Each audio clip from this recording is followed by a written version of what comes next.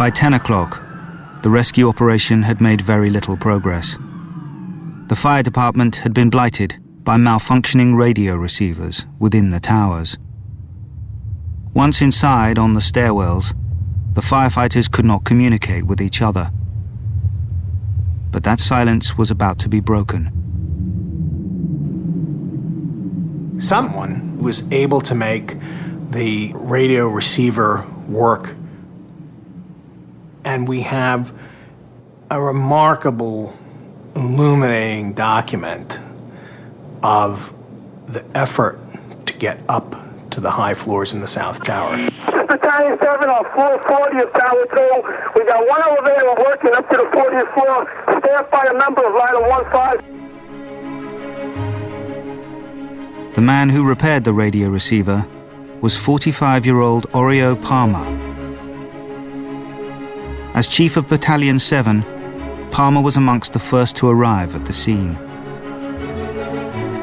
As he entered the South Tower, he single-handedly fixed an elevator and took it to the 40th floor, halfway to where almost 700 people were struggling to stay alive.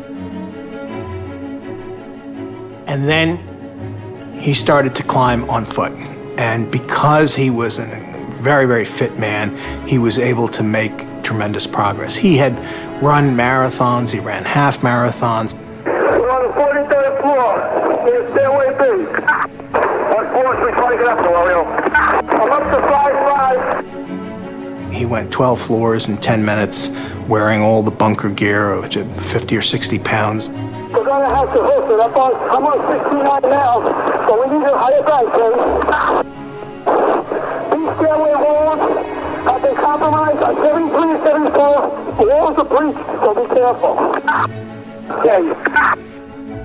When I first heard Orio's voice on the tapes, you can tell he knows he's in a race against time. Orio's conserving his oxygen, he's conserving his energy.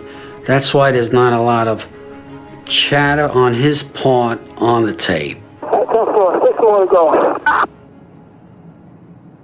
During his ascent, Palmer discovered that one stairwell, the south, was still intact all the way to the impact zone and beyond.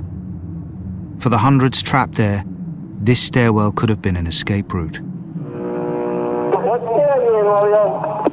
South Tower, South Tower. The 78th floor in the South Tower was the bridge point between living and the dead. It was a transfer spot in the elevator system, and a lot of people had mass there. And when the second plane hit, a lot of them were killed outright, a lot of them were injured and waiting for help.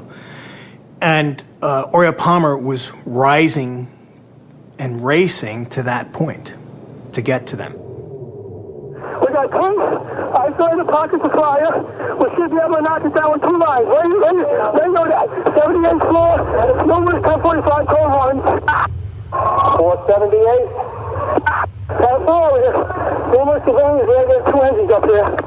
All right, 10-4, we're on our way. Orio got up there pretty quick. Anyone who was wounded or dying, to know somebody was able to get up there, they knew there had to be a way out. The people who were there at the point of impact, to have seen him, I can only imagine there must have been some elation or euphoria that's probably undescribable. Maybe. Just to see him and realize there's some hope here, thanks to this guy who just made it up here.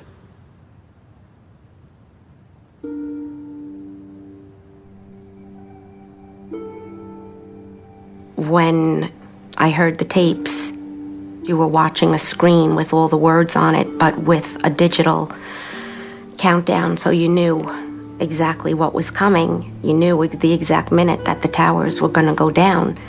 And you can't help but feel like you want to jump out of your seat and say, hurry up and get out of there. You know, you have 1 more minute before it comes down. And that's the hard part. That was the hard part. I was not surprised when I heard that Orio had made it to the 78th floor. He made it up to the point of impact, and it's amazing. He left a story behind. My kids will have it, their kids will have it, and I just feel that it's to honor his memory and the person that he was. 7 minutes after Palmer's last words, the South Tower would collapse.